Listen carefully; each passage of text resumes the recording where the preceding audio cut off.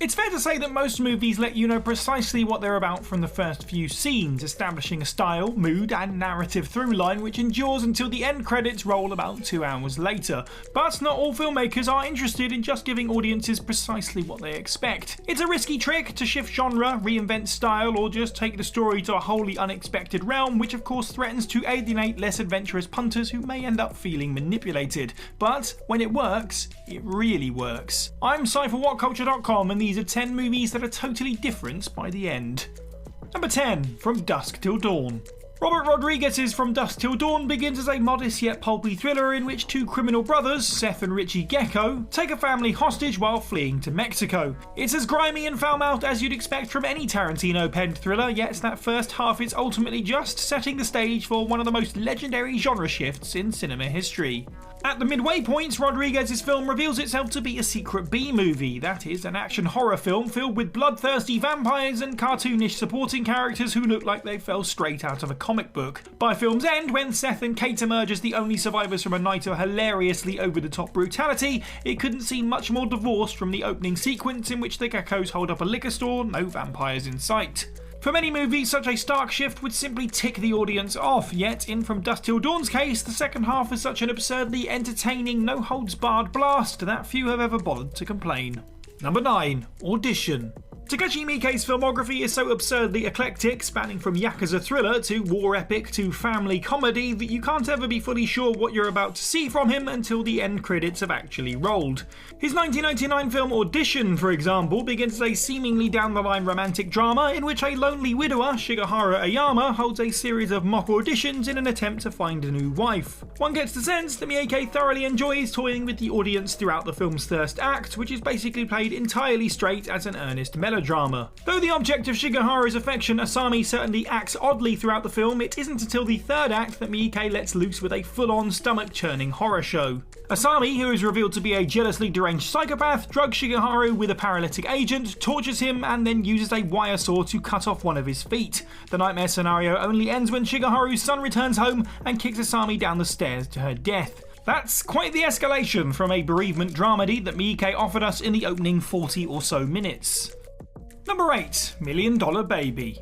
When you start watching $1 Million Baby, it looks like the most typical Clint Eastwood movie ever made, a well-crafted, if familiar drama that sends the masses home happy. From its very first scenes, we're led to expect a conventional yet robust underdog sports tale in which an amateur boxer, Margaret Maggie Fitzgerald, attempts to reach the ranks of professional with the help of her grizzled old trainer Frankie Dunn. Yet at the end of the second act, there's a jaw-dropping turn where Maggie is sucker-punched from behind by an opponent between rounds and hits her head on a corner stool, breaking her neck. The rest of the film becomes a devastating drama which, rather than have Maggie recover from her injury and return to the ring, segues into a meditation on euthanasia as Frankie wrestles with Maggie's request to help her die.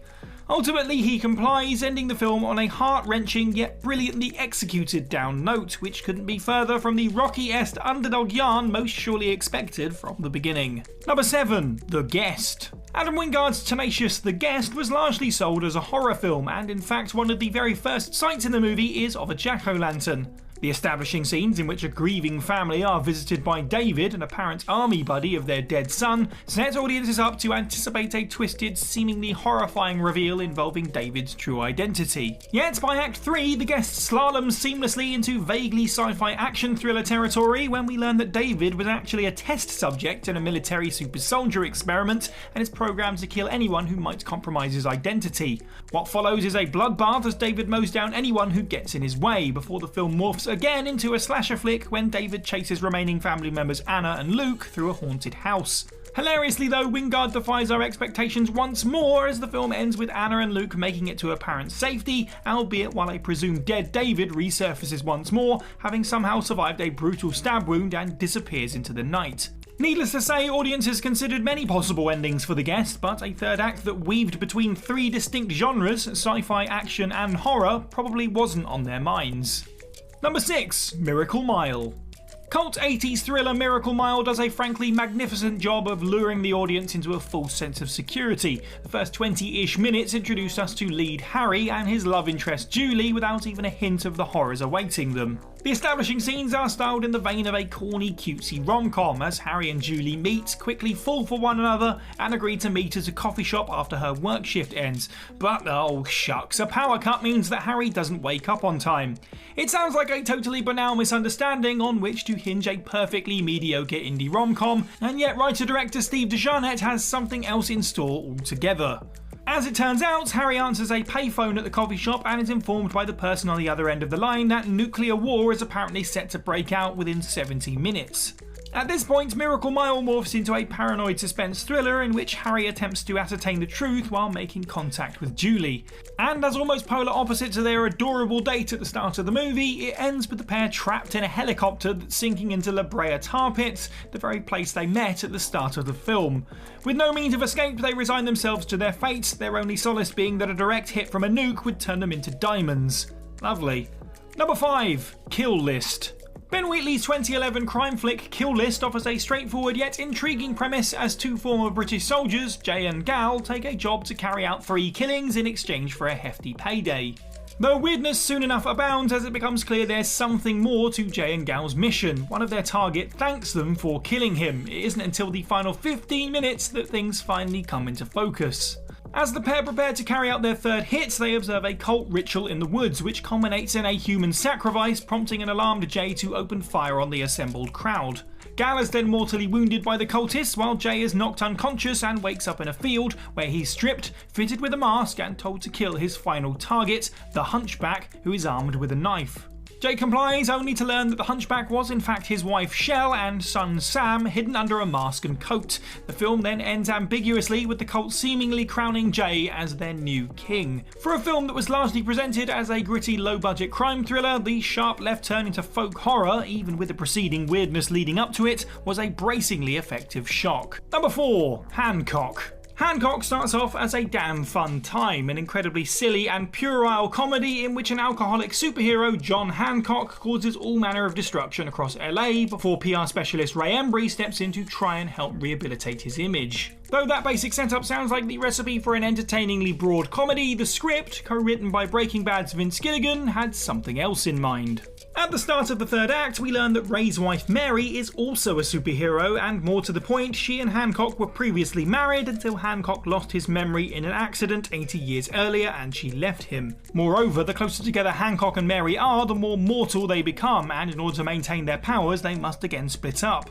And so, Hancock's finale becomes a far more dour and earnest story than the hour of silly fun times that preceded it, offering up a mawkish pondering on the nature of godlike entities and a thoroughly sappy ending in which Hancock takes leave so that Mary and Ray can reconcile. Number 3. Bone Tomahawk.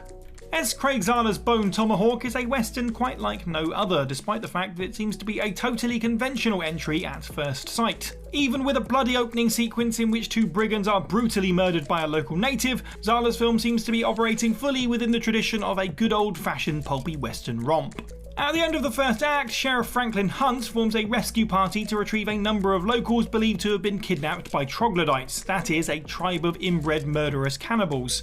Even with the troglodytes' nature being clearly described to us so early on, most of the movie's remainder plays out as a fairly familiar, albeit well-crafted, western journey. That is, at least, until we reach Act 3 and Hunt's party finally comes face to face with the troglodytes themselves. At this point, Bone Tomahawk mutates into a nauseatingly violent horror film in which Hunt is forced to witness Deputy Nick be scalped, ripped in half and eaten. The remainder of the movie is a glorified slasher joint as Hunt and his fellow survivors escape their imprisonment and attempt to murder the troglodyte horde, which they largely do in wildly grisly fashion.